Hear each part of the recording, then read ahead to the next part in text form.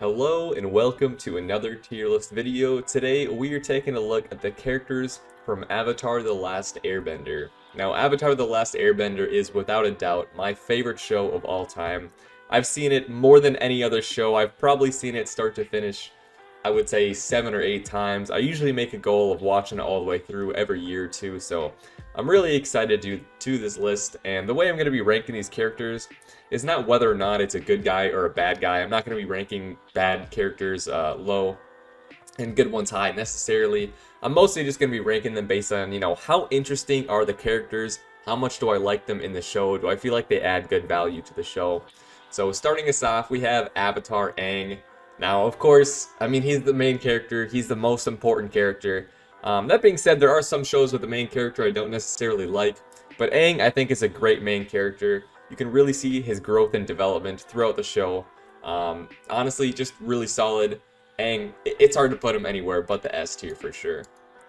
Up next, we have Sokka. Now, Sokka is honestly another one of my favorite characters. I mean, his humor is great, but he also has great character development. Seeing him as kind of the immature teenager in the beginning of the show to, well, still a teenager at the end of the show, but much more mature, a much better fighter. And Sokka with his sword, honestly, is one of the coolest things in the show.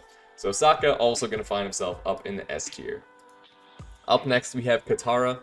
Katara is a character who, in Season 1, I'm not really a huge fan of. Even in some parts of Season 2, I feel like she's just kind of a bit annoying, and in the words of Toph, maybe, a bit too motherly sometimes. But Katara does have some of the best character development throughout the show. Her in the episode of Southern Raiders with Zuko, when she's confronting the guy who killed her mother. I mean, that Katara right there is S tier, like, for sure. Such a cool moment for Katara, but in some of the other parts of the show, she's more like a B tier, so it's gonna kind of average out and she'll end up in an A tier. Up next is Katara and Sokka's father, Hakoda. Honestly, not really too much to say about him. I mean, he's just a good guy. Like, there's really nothing bad to say about him, but he doesn't really do anything too super special. He's not super funny. He doesn't have any like cool bending moves. He's just a good guy, a good fighter. But not really too much to say about him, so he'll just find himself in the B tier.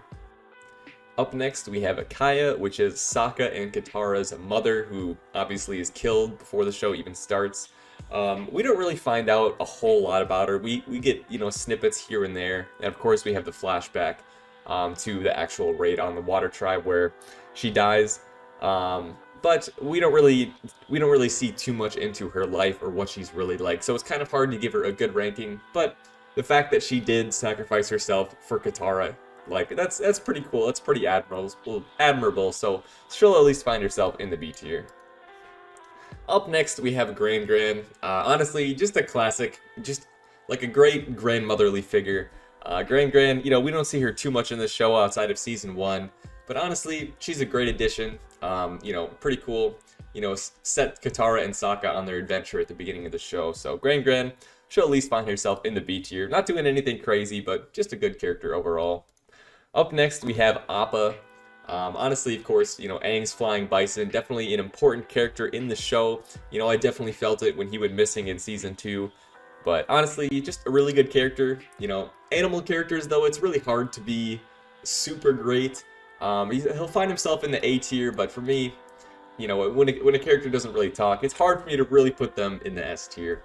And up next, we have Momo. Honestly, kind of in the same note as Appa. I would say Momo is more of the comedic relief animal character in the show.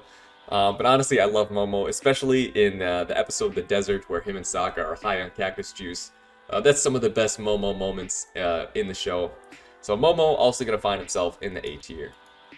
Up next, we have Monkey Yatsu. Honestly, just a great character. Really nothing bad to say about him.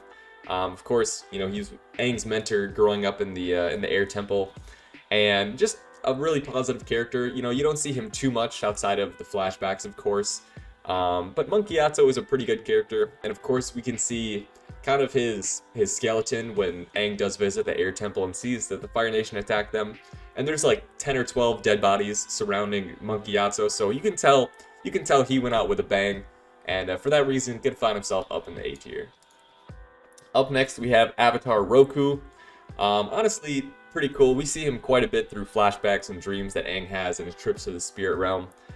Just a pretty cool avatar, honestly, and in all the flashbacks that we see of him, he just kind of seems like a Chad, so Avatar Roku, definitely going to be another solid A tier. Up next, we have Avatar Kyoshi. We really don't see a whole lot of her outside of the episodes surrounding Kyoshi Island, and of course when Aang goes on trial for the murder of, I can't even remember the general guy who was trying to take over the entire Earth Kingdom. But honestly, Kyoshi, I gotta respect her. She says it like it is. Aang was trying to say that he didn't kill the general, and then Kyoshi shows up and is like, yeah, guys, I killed him. He deserved it. And honestly, for me, that's enough for an A tier for Kyoshi. Up next, we have Zuko, who honestly, in any show that I've seen, period, I would say Zuko's character development, from the beginning of the show to the end of the show, it is the best character arc I've ever seen of any character. He's just, from the way he changes throughout the show, it's so great to see.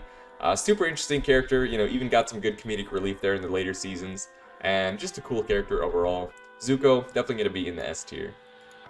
Up next, we have Iroh, who honestly is probably my second favorite character in the show. He's a lot of people's favorite, and for good reason. I mean, there's nothing not to like about General Iroh. He's a great guy. He's a great father figure to Zuko. You know, he's funny. He's a great bender. He literally invented redirecting lightning. I mean, he's just such a cool character. So hard to put him anywhere below the S tier. Definitely belongs up there. If there was an S+ tier, Iroh would be up there for sure. Up next is Commander Zhao. Now this is a guy who we see a little more of in Season 1. Of course, I suppose he dies at the end of Season 1 or gets sent to the Spirit Realm. Honestly, he's an interesting kind of villain of villains. But man, those sideburns do not work. I gotta be honest. And he's honestly a bit of a baby sometimes as well. Like when he loses in an Agni Kai to Zuko, you know, he tries to hit him with the fire blast when he's not even looking. Sorry, Commander Zhao, but you're just kind of mean, kind of annoying. You know, the sideburns really not doing you any favors. Gonna find himself down in the D tier. Up next is Princess Yue. Of course, Sokka's first girlfriend, I suppose, probably first kiss as well. Honestly, some people like Princess Yue, but I'm not really a fan of her. It's like, you know, her logic sometimes is a bit questionable because she's engaged to another guy and then yet she's kissing Sokka, and it's like, look, either break off the engagement and choose Sokka over your people, or, you know, don't cheat on, you know, the person you're betrothed to. So Princess Yue, she's okay. I don't hate her, but she made some pretty questionable decisions. I think in the end, turning into the moon was probably the best thing for everybody, except Sokka, maybe. I'm sure he was still bummed about that one, but Princess Yue, only going to find herself in the C tier. Up next, we have Suki. Honestly, a really cool character. Sokka's, you know, second girlfriend, of course, and second kiss, I believe. But honestly, I think Suki is a really cool character. You know, there's not a whole lot of really cool non-bending fighters in the show that you see, but Suki is definitely one of them. She definitely has an interesting character as well. And, you know, the scenes where she's breaking out of prison in the Boiling Rock episodes is really cool as well. So, Suki just going to be another solid A tier. Up next, we have Tho, I believe it's pronounced. I don't even remember hearing his name in the show that much, but he is one of the Swamp Benders. And honestly, Tho and Do, which are the first two here, are kind of going to fit in the same category for me. You know, they're interesting, kind of quirky. These are clearly like the redneck hillbillies of the show. But honestly, I think swamp bending is kind of cool, but we don't really see too much outside of the swamp episodes. I suppose they're in the invasion as well, but for me, they're really only going to find themselves in the C tier. They're cool, but, you know, they're not really doing too much special outside of that. Up next, though, we have Hugh, who is the guy who controls the swamp monster. Now, for me, this is enough to bring you up to the A tier. I thought the swamp monster was super cool. I remember the first time I saw the swamp episode, though, it really creeped me out. I mean, there's some really creepy noises, and like the one bird that screams that sounds like a screaming person. Kind of terrifying as a child, but Hugh gonna find himself up in the A tier for his swamp monster. Up next, we have the pirate captain from the waterbending scroll episode. Now, honestly, this guy is like the most cliche cookie cutter pirate you could ever have. He has his parrot. Of course, it's not really a parrot because, you know, all the animals in the Avatar world are a bit different, but it's basically a parrot. And this guy, you know, he's kind of interesting. I wish we could have seen a little bit more of him, maybe got a little bit more of his backstory, because what we see is a bit unsatisfying, but he's still somewhat of an interesting character for me, so he'll find himself in the C tier. Up next, we have Master Paku, who is the waterbending master for Aang and Katara. And while he does have some character development later on in the show, and even at the end of season 1, he's a bit sexist at first, not wanting to teach any women fighting waterbending styles. He's kind of the guy who would say, women belong in the kitchen, so a bit sexist, and he does kind of grow out of that later, but for me, it still leaves a little bit of a bad taste in my mouth for the character, so he's only going to find himself in the C tier. Up next, we have Ko, the Face Stealer, which is one of the people that Aang comes across in the spirit realm. And honestly, this is another guy who really creeped me out the first time I saw him. I mean, I was probably 10 or 11 years old when I first saw this show. And this guy was pretty creepy, but honestly, really cool. And just the idea of a spirit that steals people's faces when they show expression, I just think that's a really cool, unique concept. Creepy for sure, but definitely cool. So Ko gonna find himself in the B tier. Up next, we have Jet. Katara's first love, many would say. And honestly, I think he's an interesting character, leader of the Freedom Fighters. But as we find out in the earlier episodes, he's a bit of a psychopath sometimes. Wanted to kill innocent people just to get back at the Fire Nation.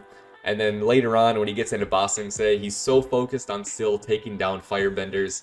Honestly, he never really outgrew his, I think, the scars that he faced when he was a child, losing his parents to the Fire Nation. So he's an interesting character, but heavily flawed, and gonna find himself down in the C tier.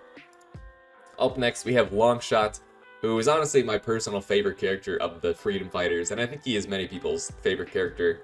And he doesn't even say anything much. He has like one line in the entire show, but the fact that he's the most memorable character of the Freedom Fighters for me really says a lot, and he's pretty cool. And he uses the bow and arrow, which, there's not really any other main characters that use the bow and arrow in this show, so I think that's pretty cool, and he'll find himself up in the B tier. Up next, we have the Duke. Honestly, this guy, kind of annoying. The ego on this guy, to call himself the Duke, is already, knocking him down a few pegs. And he just really doesn't do anything crazy. We never see him fighting or doing anything interesting. He's usually just kind of piggybacking on Pipsqueak. And so honestly, really the only redeeming thing he does is he gives his helmet to Toph, I believe, when they're in the submarines to throw up in. So, that'll save him from the F tier, but he's definitely a low D tier, for sure. Up next, we have Pipsqueak. Now, this is the guy who has no ego. Humble, strong, smart, buff. Look at the chin on this guy. This guy has the most chiseled jawline of anybody in the show. Pipsqueak, for sure, solid character. Wish we got to see him fight more, but he's still pretty cool.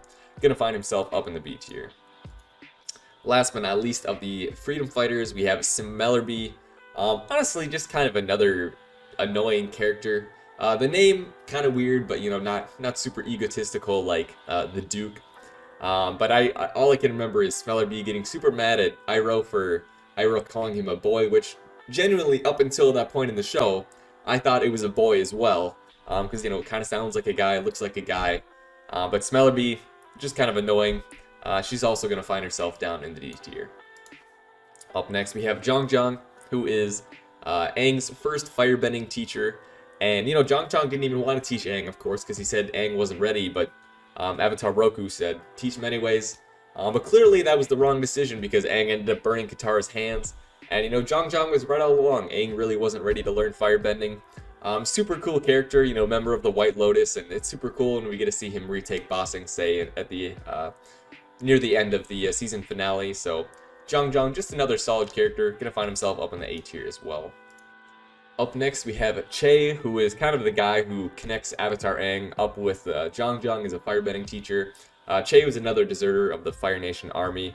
And honestly, I kind of feel bad for this guy, because it's clearly that, all the other deserters that he's with in the camp don't really like him. And, when Commander Zhao shows up and Zhang and all the other deserters leave, Che is kind of left behind, wondering where everybody is. So I kind of feel bad for him, but honestly, he's pretty goofy.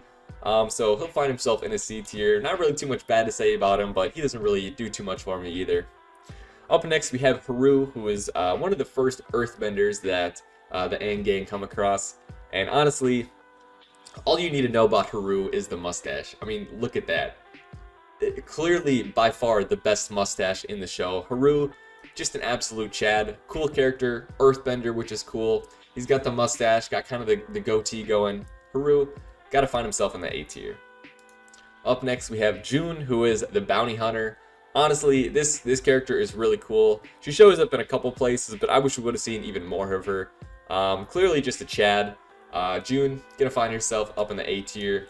Still waiting for June and Iroh to get married, but maybe that's just me.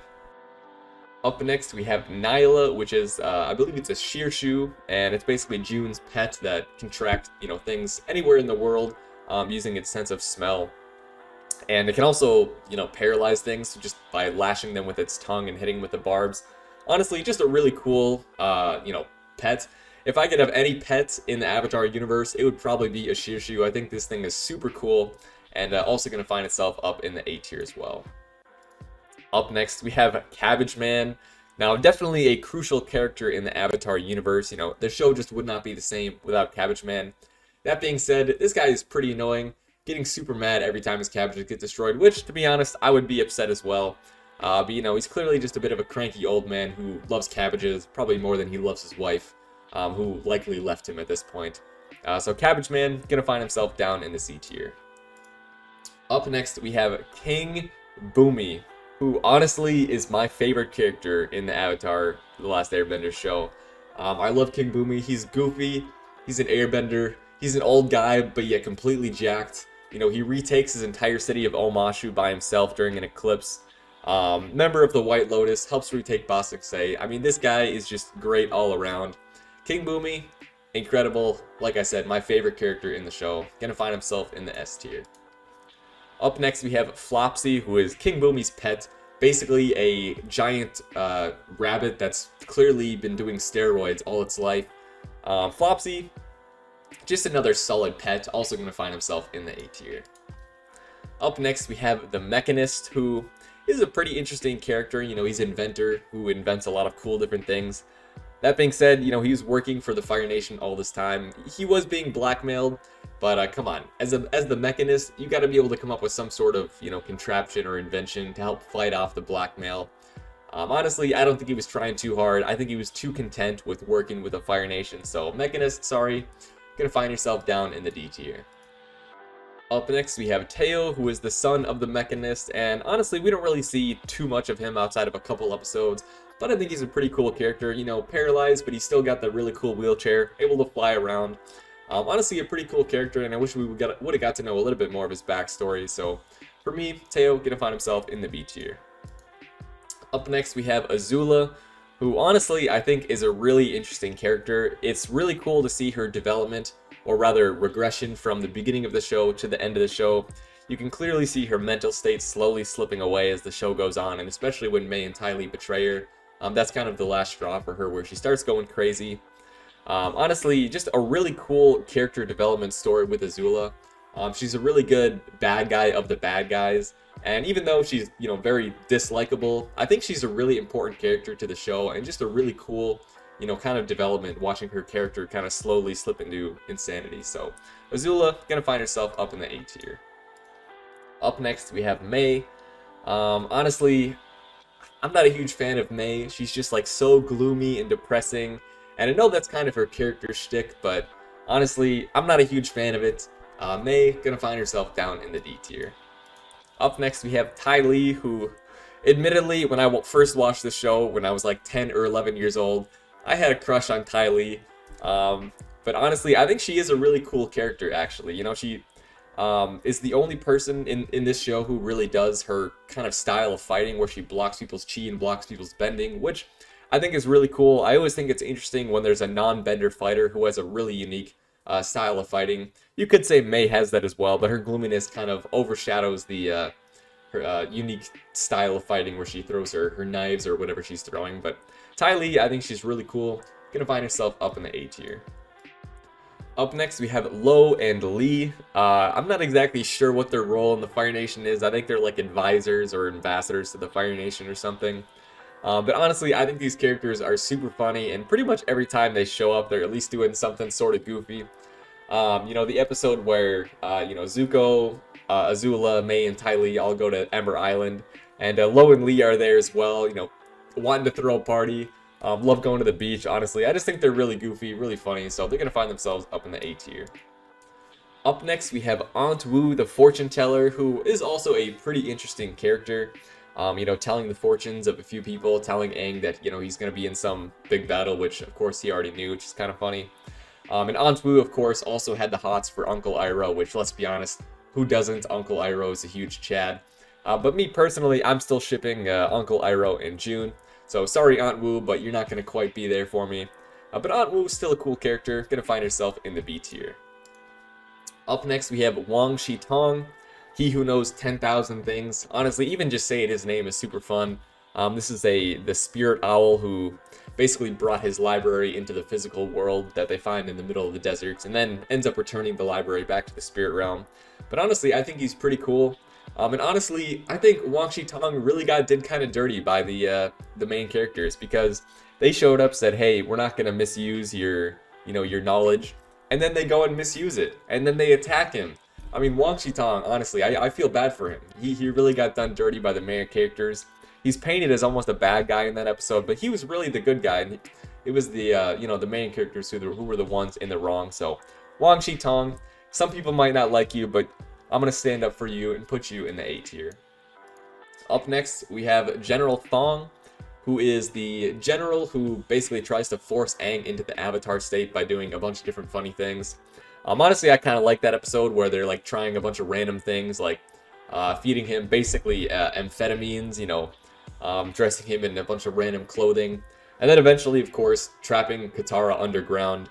Honestly, he's a guy dedicated to his work, but, clearly as we see in that episode, he doesn't know where to stop, so he does have his flaws, but an interesting character nonetheless, but he'll still find himself in the C tier. Up next, we have Toph, who, honestly, a fantastic character. Super, super cool. Invented metal bending. I mean, that alone is enough for the S tier. Not even considering all the other cool things that Toph does throughout the show. Taught herself earthbending with the help of the badger moles, I suppose. But honestly, Toph, just a fantastic character. Super funny, great bender, super cool. Definitely going to be in the S tier. Up next, we have the Boulder, who, as we know, likes to talk about himself in the third person. But honestly, I think the Boulder is pretty funny. He's definitely my favorite of the Earthbender fighters. I don't have all of them on this list because I didn't really feel like many of them have much of an identity. But the Boulder, definitely a pretty cool one, fun to watch. And while Sokka, I'm sure, would put the Boulder in the S tier, I'm only going to put the Boulder in the A tier. Up next, we have Hippo, or the Hippo. I'm not sure if it's the Hippo or just Hippo, but honestly, I love this guy. One of the first things we see him do is pick up a rock and just eat it. He just puts it in his mouth and chews down and swallows. For me, I would be terrified of anybody who does that. And Hippo, he even has those like hippo teeth. He's got like 2 big teeth on his bottom jaw. Hippo, definitely a really funny earthbender. Definitely gonna find himself in the A tier as well. Up next, we have Fire Nation Man, who honestly, he gets destroyed in the fighting arena when they're doing the earthbending fighting, and of course he gets booed by the crowd. But I gotta give him some credit, because even though he's getting booed by the crowd, even though everybody over there hates the Fire Nation, he still proudly wears his Fire Nation colors. And I'm not sure if he's from the Fire Nation, or if he moved from the Earth Kingdom to the Fire Nation and back again, or what his backstory is. I wish we would have learned a little bit more, and why he likes the Fire Nation more than the Earth Kingdom. But honestly, he stood up for what he believed in, even though other people didn't like him. So for me, that's enough to find himself in a solid B tier. Up next, we have Jin Fu, who is one of the people who is basically in charge of the fighting arena, and also one of the people who tracks down Toph in the later episodes. Honestly, a pretty interesting character, I would say. A bit grumpy all the time. It seems like he's never satisfied, like no matter what. Just always seems to be pissed off. And rightfully so, because he does have a pretty bad story progression as the show goes on. And I'm pretty sure he ends up dying along with Yu, the next guy, because when Toph breaks out of her metal cage and then traps them in there, I'm pretty sure there's no way that they're getting out, honestly. And I don't think you can even open the door with the key, because I'm pretty sure Toph like crumpled the metal in the front. So they don't really explicitly say it, but I'm pretty sure Jinfu and Yu both die in that crate. So Jinfu gonna find himself down in the D tier.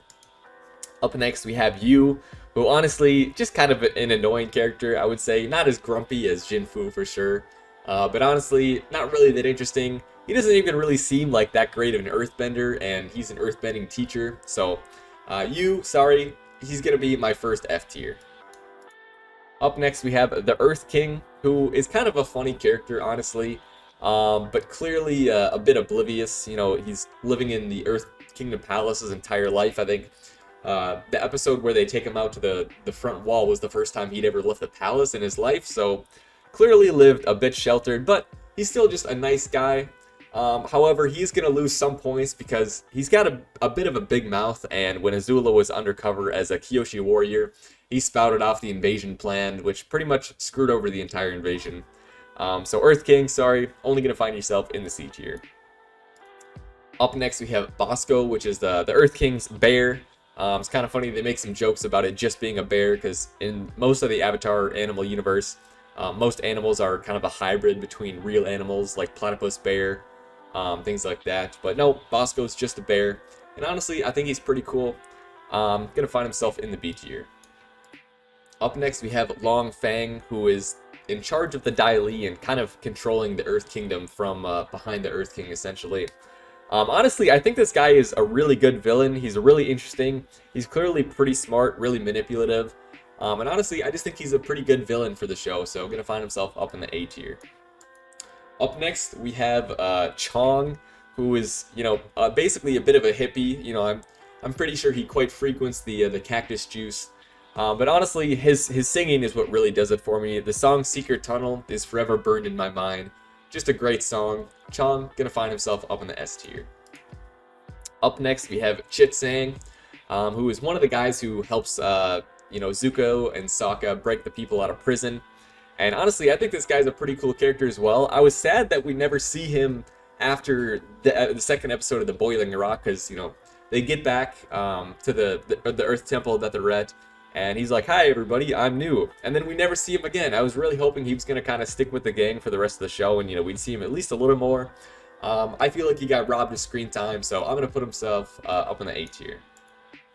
Up next, we have Sparky Boom Man, aka Combustion Man. Honestly, I think this guy is really cool. You know, clearly some sort of bounty hunter, and he can shoot fire and explosions out of his head. And for me, I always really like benders who have a really unique form of bending. And so Sparky Boom Man, while we don't get to see a whole lot of him, he's still going to find himself in the B tier because I think his bending is just super cool. Up next, we have Hama, who is a bloodbender. Of course, like I just said, I like characters who have really unique forms of bending, and I think bloodbending is really interesting, really cool. Of course, you know, whether it's moral or not is questionable, but Hama, definitely pretty creepy, especially, you know, when you see her under the full moon, like in this picture, and she's bloodbending Katara. A pretty creepy character, but honestly cool nonetheless, and she'll find herself in the B tier as well. Up next, we have Master Piandao, who is the basically sword master who teaches Sokka in the Fire Nation. And honestly, just a really cool guy, you know, another member of the White Lotus, and he talks about how, you know, the sword doesn't belong to one nation, and he's willing to teach anybody, even though he knew Sokka was a waterbender right away. Honestly, just a really cool character, one of my favorite members of the White Lotus for sure. Gonna find himself up in the A tier. Up next, we have the Warden. This is the, of course, the Warden from the Boiling Rock episode. Honestly, this guy is another guy who is clearly just cranky all the time. Probably just, you know, gets his only enjoyment off of, you know, punishing and beating prisoners. And then he wants the people to cut the line when they're going across the gondola. He would rather die in the river than let people escape. It's like, really? You'd rather die than, you know, let some people escape, which you can maybe capture at a later date. So the Warden, sorry, gonna be another F tier.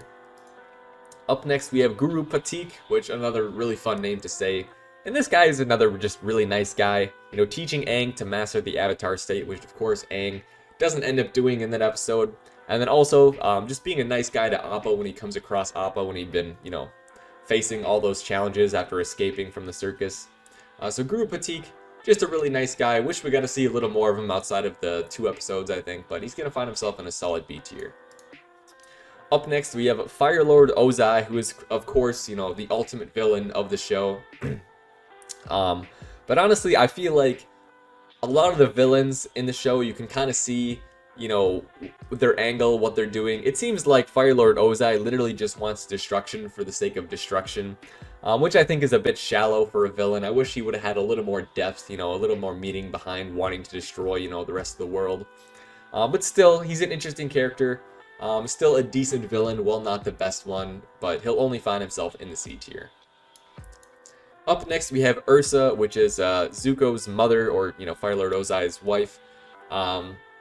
We really don't see too much of her, and I'm so sad that we don't get to see in the show what happens to, you know, Zuko after he goes looking for his mother, because of course he visits Ozai in his prison and asks him where his mother is.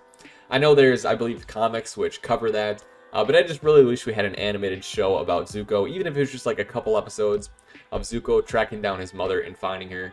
But Ursa, you know, she sacrificed herself for Zuko to survive, basically, so she'll at least find herself in the B tier. Up next, we have Firelord Sozin, who is, of course, Ozai's father and the Firelord before him.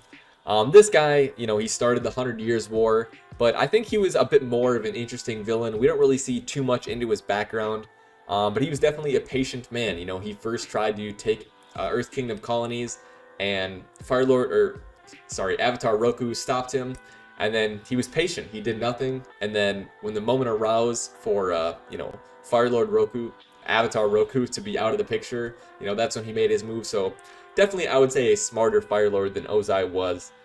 So he'll find himself up in the B tier. Well, that's my list.